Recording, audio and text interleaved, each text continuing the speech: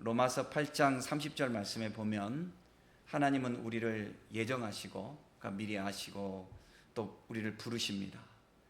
우리를 부르신 후에는 우리를 의롭다고 하십니다. 그리고 우리를 의롭다 하신 후에는 우리를 영화롭게 하신다고 말씀하고 있습니다. 그러니까 하나님이 미리 계획하시고 우리를 부르시고 또 우리를 의롭다고 하시고 우리를 영화롭게 하신다. 이 말씀은 우리의 구원을 하나님께서 끝까지 완성해 가신다 하는 그런 말씀입니다.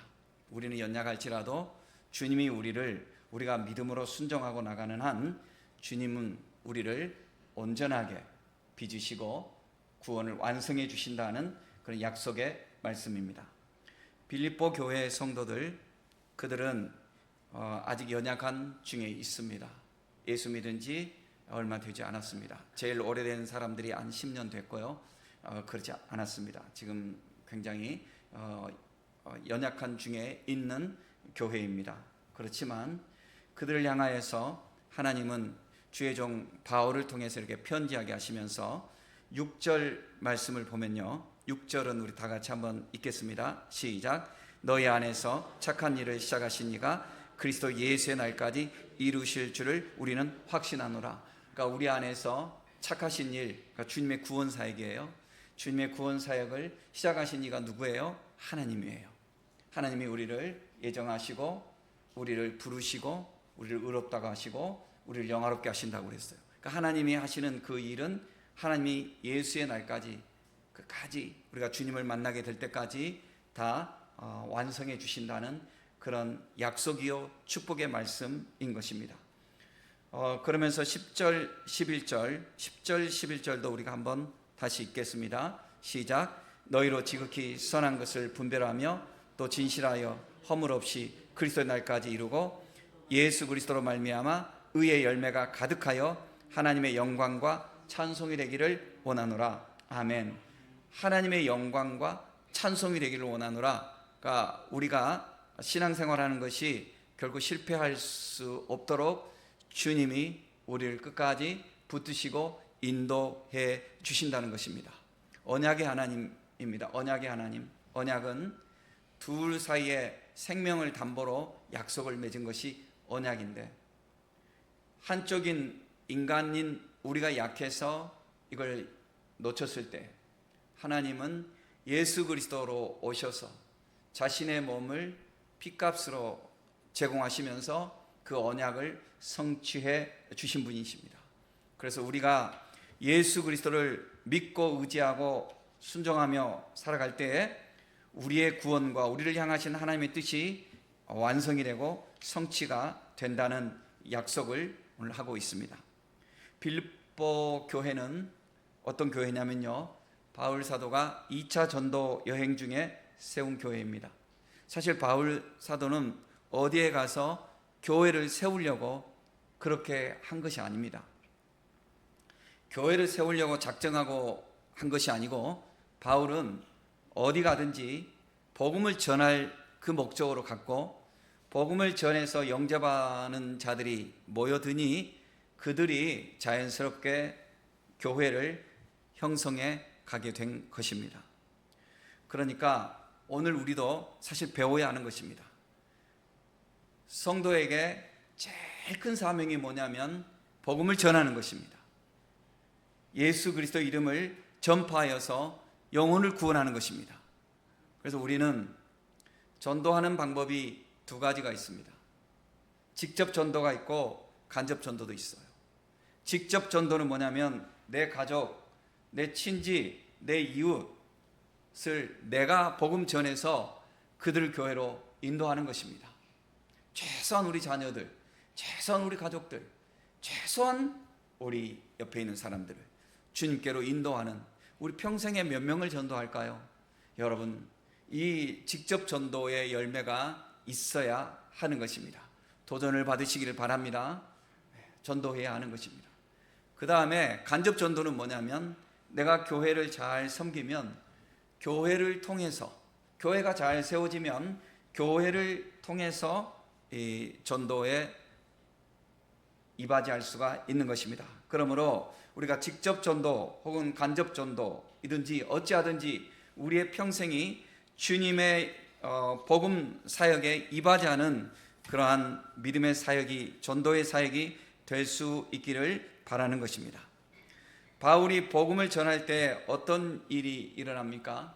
바울이 복음을 전할 때 일어나는 일은 항상 반복되는 일인데, 고난과 기적, 기적과 고난을 통한 기쁨의 성취, 이것이 반복적으로 일어나는 것입니다. 그러니까 역사가 진행되어질 때, 어떤 일이 진행되어질 때 우리는 거기에는 기쁨의 소망의 설레임도 있지만 수고의 땀이 있는 것입니다. 농부가 결실을 가을에 수확을 할 때에도 봄에 씨를 뿌리고 여름에 가꾸는 그런 수고 없이 거둘 수가 없는 것입니다. 거둘 때도 또 땀을 흘려야 하는 것입니다. 모든 일은 우리가 소망하는 것은 중요하지만 소망하는 만큼 우리는 땀을 흘려야 하는 것입니다. 그러니까 쉽게 말해서 우리가 입으로만 살아서는 안 돼요. 몸으로 살아야 하는 것입니다. 땀으로 신앙생활 해야 하는 것입니다. 눈물로 신앙생활 해야 하는 것입니다. 그리고 그렇게 할 때 닥치는 어려움을 우리는 두려워하지 말고 믿음으로 인내하며 하나님께 맡기고 승리해야 하는 것입니다. 하늘의 항구를 향해서 항해를 하고 나갈 때에 바람이 붑니다. 파도가 있는 것입니다.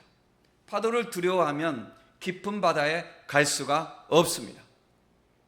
깊은 바다, 먼 곳까지 항해할 수 있는 사람은 파도와 맞서서 싸울 수 있는 용기를 가져야 되고 결심을 하고 가야 하는 것입니다. 그러니까 주의 일을 할 때에도 항상 기쁨만 있는 것이 아니라 기쁨을 성취하기 위한 수고가 있는데, 그 수고의 과정에는 역경도 있을 수 있는 것입니다. 이 역경 속에서 우리는 좌절하는 자가 되지 말고 역경 속에서 기도하여 하나님의 은혜를 누리는 자가 되어야 하는 것입니다. 바울이 전도하다가 만난 소녀가 있었는데 귀신 들려 있었습니다. 귀신 들려 있으니까 영적인 존재니까 사람들에게 점을 치니까 사람들이 뭘 잘 모르니까 이 점쟁이에게 찾아가는 것입니다. 바울이 안타깝게 여겨서 이 소녀에게서 귀신을 내쫓아 주었습니다. 소녀가 정상으로 돌아왔습니다. 여러분, 무당을 일평생 열심히 전도하시는 목사님 그 간증이 있는데, 그분은 200명 무당을 전도하신 분입니다. 그런데 그분의 이야기에 의하면 무당들이 은근히 정말로 예수 잘 믿는 사람이 와서 자신을 귀신에게서 해방시켜 주기를 소망하고 있답니다. 그런 사람이 굉장히 많답니다. 그런데 그러지 못하는 게, 섣부르게 가서 그냥 교회 갑시다 하고 한두 번 해서 안 하면 그냥 포기하고 뭐 이렇게 하니까 꼴 보기가 싫은 거죠. 그러니까 그런 사람 오면 소금을 뿌려버리는 거예요. 그리고 왜 그러냐면은 자기를 쥐고 있는 그 귀신이 자기를 가만히 두지 않는답니다. 그러니까 그런 사람들이 교회에 오는 것은 생사를 거는 거예요. 그런 생사를 거는 그런 사람들에게 쉽게 가서 전도지 한 장 나눠주고 예수 믿으세요, 이렇게 정말 너무 그렇게 값싸게, 여러분, 전도하는 건요 고귀한 일입니다. 너무 값싸게 우리 믿음팔이 하지 말아야 됩니다. 꼭 어디 가서 밥 먹을 때요, 자기가 뭐 식당 직원에게 팁 주시도 않으면서 우리 목사님이에요. 아니, 그분하고 목사님하고 무슨 상관이 있어요? 부끄러워요. 그분하고 목사님하고 무슨 소용이 있냐고요. 제가 그러면 부담스럽죠. 제가 뒤에 슬쩍 가서 팁을 주고 오죠. 아니, 그분하고 무슨 상관이 있냐고. 그냥 자기가 평소에 잘하고 싶으면 평소에 잘하면 잘해주는 거지. 입으로 생색내고. 여러분, 그러지 마세요. 쉽게 그냥 입으로 한마디 이렇게 획획 던지지 마세요. 삶으로 진지하게 사랑을 담아서, 말 한마디 하더라도 사랑을 담아서, 정성을 담아서 그렇게 고귀하게. 여러분, 전도는 고귀한 겁니다. 그리고 전도는 값진 거예요. 정성을 다해야 돼요. 끝까지 관계를 해야 되는 것입니다. 한두 번 하고 샥 지나가고 그러는 게 아니고, 그렇게 해서 우리가 영혼을 살려야 하는 것입니다. 심지가 굳게 전도하고 심지가 굳게 관심을 갖고 심지가 굳게 기도하며 그렇게 나아가야 하는 것입니다. 그러니까 전도하는 일에는요 고난이 있을 수 있어요. 이 소녀를 전도해 놓으니까 소녀를 통해서 점치면서 돈벌이를 했던 주인이 기분이 나쁘니까 돈벌이가 끊어진 거잖아요. 점을 못 치니까. 사실 정상으로 돌아와서 기뻐해야 되는데 이 주인은 소녀의 영혼을 사랑하지 아니하고 소녀를 이제 돈벌이로 이용하는 사람이어서 바울과 실라를 다른 죄목을 붙여가지고 고발해서 바울이 억울하게 옥에 갇혔습니다. 복음을 전할 때 우리가 고난을 당할 수가 있습니다. 마가복음 10장 29절 30절 말씀을 한번 읽어보시길 바랍니다. 시작. 예수께서 이르시되 내가 진실로 너에게 이르노니 나와 복음을 위하여 집이나 형제나 자매나 어머니나 아버지나 자식이나 전토를 벌인 자는 현세에 있어 집과 형제와 자매와 어머니와 자식과 전토를 100배나 받되 박해를 겸하여 받고 내세에 영생을 받지 못할 자가 없느니라. 안 보이세요? 그런데 왜 안 읽으세요? 마태복음 5장 10절에서 12절인데요. 한번 읽으시길 바랍니다. 시작. 의를 위하여 박해를 받은 자는 복이 있나니 천국이 그들의 것임이라. 자, 12절로 가서 기뻐하고 즐거워하라 하늘에서 너희의 상이 큼이라 그랬습니다. 여러분, 신앙생활하면서 눈물의 기도를 흘리는 적이 있는지요? 신앙생활하면서 간절함으로 목말라 부르짖는 기도가 있는지요? 간절히 기도하면 목소리를 크게 내건 안 내건 배가 쪼그라들어갑니다. 창자가 꿈틀꿈틀거립니다. 그러니 여러분, 제가 어렸을 때 어른들에게 듣는 말씀이 세상에 노동이 많이 있는데 힘든 노동이 뭔 줄 아느냐? 발성기도라고 그랬습니다. 발성기도. 산에 가서 발성기도하며 부르짖어 보라는 거죠. 그러나 발성기도도 중요하지만 정말 중요한 게 뭐냐면 내 모든 영혼을 담아서 내 모든 에너지를 쏟아서 간절하게 내가 바라는 거예요. 간절하게 바라는 거. 여러분, 운전하면서도 기도해요. 잠자면서도 기도해요. 밥을 먹으면서도 기도하는 거예요. 간절한 소망이 내 에너지가 거기에 모아지는 거예요. 간절함이 모아지는 거예요. 이런 기도, 여러분 무엇을 위해서 이런 기도를 하는지요?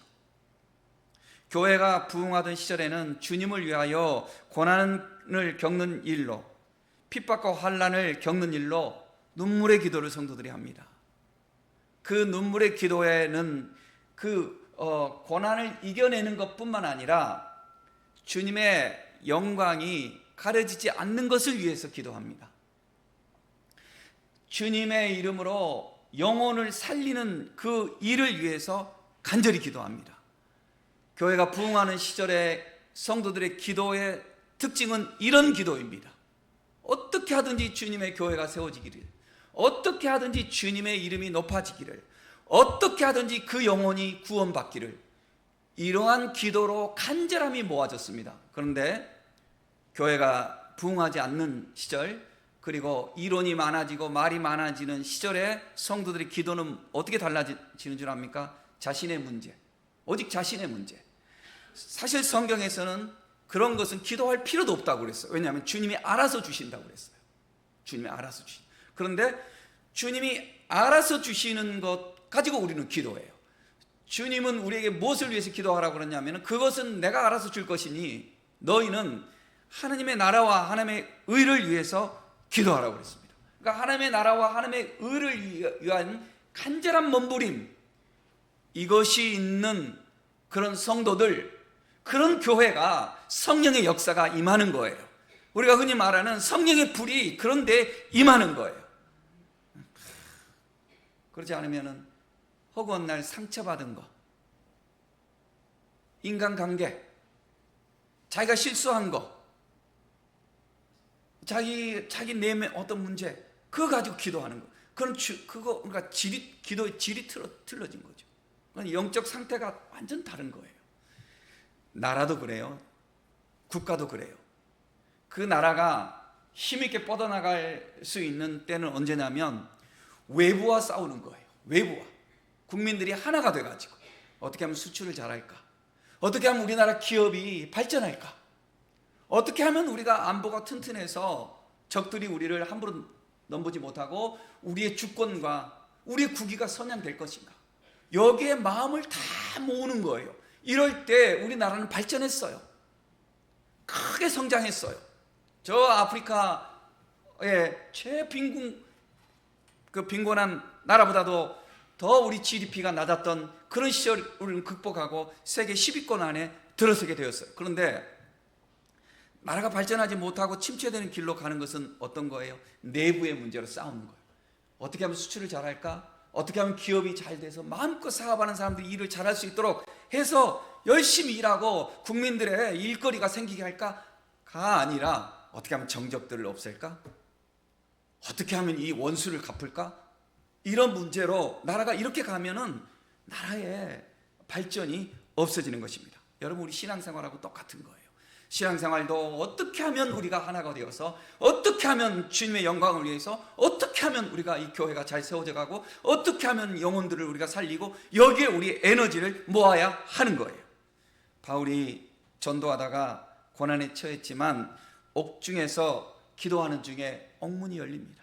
그러니까 고난이 있을 수 있지만 그 고난이 나의 죄와 내 자신의 어떤 실수와 이런 걸로 빚어지는 고난은 해결이 문제거리가 많아요. 그러나 주의 일을 하면서 당하는 고난은 결국 때가 되면 주님이 해결해 주시는 것입니다. 바울과 실라가 감옥에서 간절히 기도할 때 그들이 착고가 이 쇠사슬이 다 풀어져 버렸습니다. 옥문이 열리고 간수장이 놀래서 자결하려고 하니까 바울이 그러지 말라고, 우리 안 도망갔으니까. 왜냐하면 자기 책임질 것 같은 간수장이 언급게 자결하려고 그랬거든. 그러지 말라고. 그럼 간수장이 내가 어떻게 하면 좋을까요? 그러니까 주 예수를 믿으라. 유명한 구절이죠. 주 예수를 믿으라. 그리하면 너와 내 집이 구원을 얻으리라.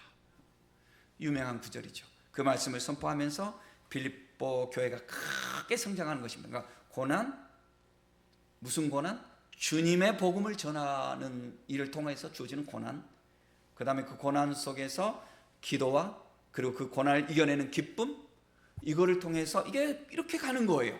그러니까 역사는 도전과 응전이라고 그랬잖아요. 이렇게 가는 거, 이렇게 가면서 교회가 크게 이렇게 부흥합니다. 이렇게 교회가 크게 부흥할 수 있도록 이바지하는 한 여인이 있었습니다. 많은 성도들이 있었지만 그 중에 여성 사업가, 그러니까 빌립보는요 벌써 여성 사업가들이 많은 곳이었습니다. 그리고 여성 중심적인 그런 교회였어요. 사실 교회는 어떤 측면이 여성 중심적이에요. 현대사회도 마찬가지예요. 교회가 교회답게 세워지는 데는요 남성들도 있지만, 물론 남성들 중요하지만 그러나 핵심 멤버들이 보면 언제나 여성들이에요.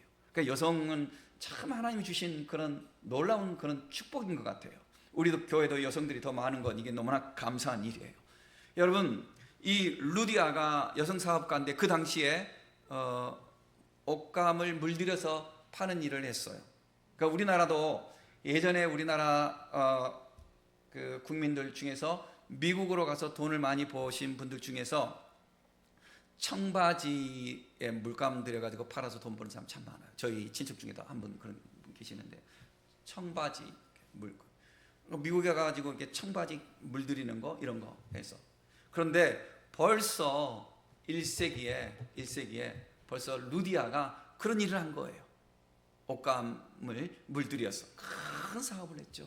그래서 자기 집을 제공하잖아요. 집도 크니까. 그래서 이 집에 사람들이 모여들기 시작해요. 사랑하는 성도 여러분, 다 주님이 주시는 거예요. 주님의 일에 이바지할 수 있는 부자 되시길 주님 축복합니다. 잘 돼야 돼요. 그런데 여러분, 나중에 하지 뭐 이러면 끝까지 못해요. 그런 이야기 있잖아요. 10만 원 11조 낼 때는 내는데 100만 원 1000만 원 11조 올라가니까 못 낸다고. 그래서 목사님이 하나님 믿음 떨어지면 안 되니까 옛날로 돌아가게 주옵소서. 그러니까 아이고 뭐 다시 기도해 주세요. 그랬다는 뭐 우스운 이야기 소리가 있잖아요. 여러분, 작은 일에 충성하는 자 큰 일도 할 수 있는 것입니다. 내일 말로 미루지 말고 오늘 하시기를 바랍니다. 오늘부터 해야 되는 거예요. 자, 이 빌립보 교회 이와 같이 이제 헌신하는 이런 사람들을 통해서 교회가 이렇게 크게 뻗어나가는데 세월이 이제 한 10년 지났습니다. 바울은 지금 어디가 있냐면 로마에 가 있습니다. 로마에 가서 복음을 전하기 위해서 늘 사모했지만 바울은 죄수의 몸으로 잡혀가서 바울은 구금되어 있습니다. 그러니까 쉽게 말해서 옥살이를 지금 하고 있는 거예요. 옥살이를 하지만 친구도 만나고 이렇게 편지도 쓸 수 있는 이런 그런 제한된 자유 속에서 황제의 시위가 있는 곳에서 갇혀 있는 것입니다. 그런데 빌립보 교회는 이렇게 바울이 떠난 지 10년이 됐지만 바울하고 좋은 관계를 이렇게 맺고 있습니다. 바울과 서로 연락을 하고 서로 돕고 서로 사랑하는 사이가 되는 것입니다. 사람의 관계가 여러분 제가 늘 이렇게 표현하지만 앞모습도 중요하지만 정말 중요한 건 뒷모습이에요. 뒷모습. 눈앞에서 좋은 말 누가 못하냐고요. 그런데 그 사람이 일어서서 떠나고 난 뒷자리 보면 그 사람 됨됨이 나와요. 여러분 숙박업소에서도 나라마다 평가를 하잖아요. 어떤 나라 사람들이 와서 여행객들이 왔다 가면은 엉망이라는 거예요. 엉망이라는 거예요. 어떤 나라 사람들이 왔다 가면은 다르다는 거예요. 그 뒷모습이에요. 뒷모습. 그 뒷모습이에요. 사람도 마찬가지예요. 그가 머물다가 지나간 자리, 그게 존경될 만한 그런 삶을 우리가 살아야 되는 거예요. 떠나고 나서 보고 싶고 그리운 관계가 돼야 되는 거예요. 바울이 10년 지났지만 바울이 주의 일 한다고 하면서 성도들에게 짐만 지우고 그랬으면 바울 좋아하겠어요? 바울은 솔선했어요. 물론 주의 일을 하면 물질이 필요하고 성도들에게 이렇게 도움을 받고 사랑을 받는 거 있지만 바울도 성도로서 사랑하면서 갔어요. 그래야 되는 거예요. 우리 모두는 다 성도예요. 목사도 장로도 다 성도. 바울은 텐트를 만들었어요. 그래서 자기 선교비에 웬만하면 충당을 했어요. 교회에서 지원도 물론 받지만. 그러니까 바울이 텐트를 만드는 사람이어서 영어로 표현하면 텐트 만드는 사람이라는 게 텐트 메이커잖아요. 그래서 자비랑 선교사라는 말이 자기의 그 물질을 바쳐가면서 선교를 한다, 이런 말을 자비량이라고 그러잖아요. 그 자비량 선교사를 영어에서 텐트 메이커라고 그래요. 그러니까 여기서 나온 말이에요. 그러니까 바울은 그렇게 했어요. 그러니까 바울은 삶이 모범이래요, 성도들에게. 그러니까 바울이 지나간 자리 10년이 지났지만 성도들이 바울을 너무 보고 싶어 하는 거예요. 그래서 바울이 옥살이 하고 있다고 그러니까 빌립보 교회에서 이거 가만히 있으면 안 되지. 그래서 교회가 전심으로 바울을 또 돕는 거예요. 그래서 에바브로디도를 통해서 바울에게 필요한 것을 갖다 주고 서로 막 그렇게 하는 거예요. 이게 상승 효과예요. 주의 종이 앞장서서 헌신하면 의뢰껏 그러는구나 하고 그러면은 사람이라는 건 다 연약한 존재예요. 그럼 귀한 거를 귀한 줄 알고 같이 가야 돼요. 서로 귀하게. 또 잘해준다고 해서 의뢰껏 나를 이렇게 잘해주거나 그러지 말아야 돼요. 상승, 서로 상승하는 거예요. 가족도 마찬가지예요. 가족도 서로 상승, 서로 잘해야죠. 부모, 자식, 부부끼리, 형제들끼리 서로 잘하는 거예요. 교회도 서로 잘해야 되는 거예요. 서로.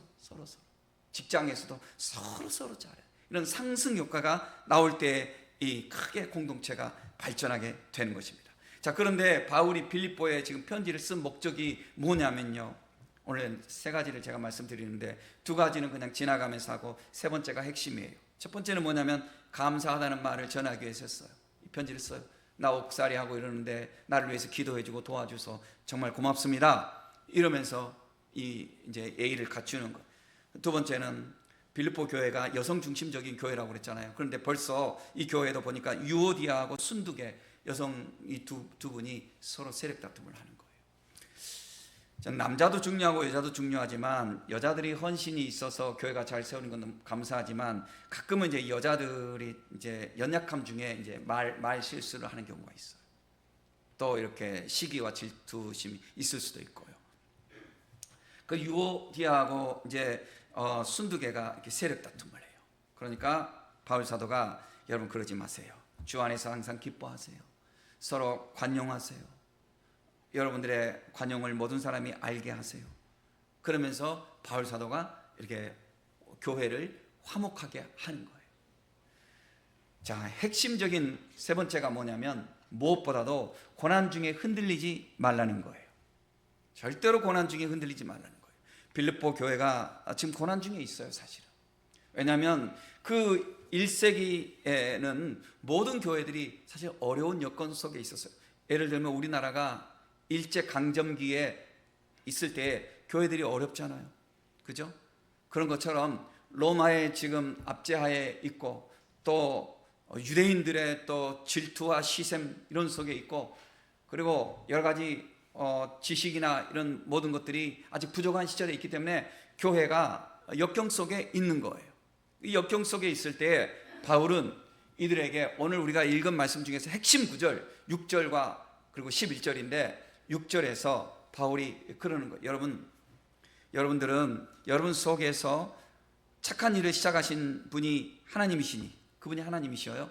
그분이 그리스도 안에서 여러분들을 그리스도 날까지 그 일을 이루어 가실 것입니다 하면서 이렇게 위로를 주는 거예요. 위로를 주면서 또 11절에 가가지고 너희로 지극히 선한 것을 분별하며 또 진실하여 허물 없이 그리스도 날까지 이루고 예수 그리스도로 말미암아 의의 열매가 가득하여 하나님의 영광과 찬송이 되기를 원하노라. 이렇게 이제 그분들에게 이렇게 축복하는 말을 하는 거예요. 그러니까 핵심이 무슨 뜻이냐면 여러분 지금 신앙생활하는데 우리가 좀 어려울 수 있습니다. 역경이 있을 수 있습니다. 그러나 여러분 흔들리지 마십시오. 우리를 부르신 이는 하나님이신데 우리가 로마서 8장 3절 말씀 제가 인용했지만 하나님이 우리를 부르셨으면 그 하나님은 예수의 날까지 반드시 우리를 완성해 가실 것입니다. 그 뜻을 이루어 가실 것입니다. 그러므로 여러분 절대로 낙심하거나 흔들리지 말고 믿음 안에서 견고하게 신앙생활 하십시오. 이렇게 격려와 위로의 이 메시지를 전달하고 있는 것입니다. 장로교, 우리가 장로교잖아요. 장로교 구원 교리를 사람들이 표현하기를 이해하기 쉬우라고 튤립이라고 이야기합니다. 튤립. 그것은 영어의 그 교리의 첫 자를 따서 모으면 TULIP가 튤립이잖아요. 튤립이 되기 때문에 그렇습니다. T는 total depravity가 가지고 전적으로 타락했습니다. U는 unconditional choice라고 해가지고 우리는 하나님이 우리를 흑인이라서 백인이라서가 아니라 예수 믿으면 무조건적으로 선택해 주십니다. 그 다음에 L은 limited atonement라고 해가지고 아무나 구원해 주는 것 아닙니다. 예수 믿는 자를 위해서 주님이 십자가에 달리셨습니다. 이런 말이에요. 그 다음에 TULI는 irresistible grace. 하나님 주시는 은혜는 우리가 저항할 수가 없습니다. 주님이 은혜가 임하면 그것은 저항할 수 없습니다. 주님이 전적으로 우리를 구원하십니다. 그리고 TULI 마지막 P를 제가 말하기 위해서 이 말은 P는 뭐냐면요 성도의 견인이라는 말입니다. Perseverance of Saint. 성도들을 하나님께서 끝까지 책임지신다는 거예요. 하나님께서. 이게 구원 교리에 있는 건데 교리는 물론 교리예요. 그런데 성경에서 보면 이 교리를 따올 때 그때 이제 지지를 받을 수 있어요. 오늘 말씀해 보니까 너희 안에서 착한 일을 시작하신 이가 그리스도 예수의 날까지 반드시 이루어 주신다는 거예요. 그러니까 우리를 믿음 생활을 할 수 있도록 우리를 이끌어 주신 분이 주님이시잖아요. 그러면 우리가 주님 안에서 이 믿음을 받았으니 감사함으로 이제 우리는 모든 짐을 우리가 다 지고 가고 모든 싸움을 우리 스스로 싸우고 모든 걱정 염려를 우리 지혜로 우리가 할 것처럼 생각하지 말아야 돼요. 우리는 어떻게 해야 돼요? 오늘 주신 양식에 감사하면서 오늘 나에게 주신 말씀에 우리가 감사하면서 하나님 앞에 믿음으로 오늘 현재 순종하며 가는 거예요. 여러분 우리가 학교 생활할 때 저도 그런 점이 있었는지 모르겠지만 꼭 수학 시간에 영어 공부하려고 하고요. 영어 시간에 수학 공부하려고 그래요. 노는 평소에 공부 안 하고 시험 기간에 가서 이제 밤새려고 하고 그래요. 그러니 우리가 효과를 못 보는 게 참 많이 있죠. 신앙생활도 마찬가지예요. 너무 과도하게 지나치게 걱정하거나 염려하거나 오버하며 살지 말아야 돼요. 오늘 주신 말씀을 내가 나의 삶에 적용하고 오늘 주신 은혜 안에서 내가 할 도리를 다 하는 거예요. 나머지는 주님이 이루어 가실 거예요. 이거를 믿어야 돼요. 이것은 참 중요한 지혜예요. 겸손하게 하나님 앞에 전심으로 맡기면서 내가 모든 거 다 하는 거 아니에요. 주님이 하시는 거예요. 오늘 내가 하는 건 뭐냐? 내가 속한 교회에서 나에게 주신 이 말씀을 받고 여기에 따라서 기도하고 같이 힘쓰면서 나아가는 거예요. 그럴 때 주님이 나 혼자 짐 지고 가라고 내버려 두지 않으셔요. 절대로 주님 그렇게 하지 않으셔요. 우리가 순종으로 아멘하고 갈 때 주님은 주님의 섭리와 은혜 안에서 우리를 빚으시고 이루어 가시는 거예요. 우리가 부모라고 해봐요. 우리 자녀들이 있어요. 자녀들이 학교 갈 때 부모는 자녀가 공부를 잘하기를 원해요. 그러나 자녀가 1등 한다고 해서 좋아하거나 꼴등 한다고 해서 자녀를 싫어하지도 않아요. 자녀가 최선을 다하고 열심히 하려고 하는 그 모습 속에서 부모는 모든 것을 줄 수 있는 대로 자녀에게 다 줘요. 자녀가 때가 되면 취직하고 때가 되면 결혼하고 이런 관계로 가게 될 때에도 부모는 항상 자녀에게 관심을 갖고 집중하고 자녀가 잘 되기를 바라고 있어요. 이게 우리 부모의 마음이에요. 인간 부모는 제한적이에요. 인간 부모는 인격도 모자라고 지식도 지혜도 모자라고 능력도 모자라요. 우리 하나님은 제한적이지 않으셔요. 우리 하나님의 사랑은 무한하신 사랑이에요. 하나님의 지혜는 높고 크고 깊고 길어서 사람이 측량할 수가 없어요. 하나님의 능력은 못할 것이 없어요. 그 주님이 우리를 지금 바라보시면서 이렇게 말씀하고 있어요. 너희가 믿음 생활할 때 때로는 역경이 있지, 때로는 고난이 있지. 그러나 염려하지 마. 너희가 말씀에 순종하고 아멘으로 순종하면서 오늘 주어지는 일에 너희들이 기도하면서 나아가. 그러면 내일을 내가 인도할 거야. 내년을 내가 인도할 거야. 내가 너희 등 뒤에서 너를 잠잠히 바라보며 너를 밀어주고 네 손 잡고 내가 갈 거야. 주님 이렇게 말씀하시는 거예요. 이 말씀 속에서 오늘 우리도 지혜를 얻으시길 바라고 오늘 우리도 용기를 얻으시길 바라십니다. 우리가 다 하게 내버려 두지 않으십니다. 주님이 우리를 이루어 가시는 것입니다. 우리가 걱정하는 우리 자녀들도 너무 걱정하지 마세요. 사랑으로 기도하세요. 그 자녀들도 주님이 이루어 가실 것입니다. 대한민국도 주님이 이루어 가실 것입니다. 우리 교회도 주님이 이루어 가실 것입니다. 우리가 하는 일도 주님이 이루어 가실 것입니다. 그리고 우리의 건강에 대해서도 너무 염려하지 마세요. 주님이 우리의 몸을 이루어 가실 거고 나는 오늘 내 생활 속에서 주의 말씀대로 주의 질서 안에서 순종하며 가면 돼요. 주님이 이루어 가실 거예요. 주님이 우리를 붙드시고 이루어 가시는 은혜를 다 누리시는 성도님들 되시기를 예수의 이름으로 축원합니다.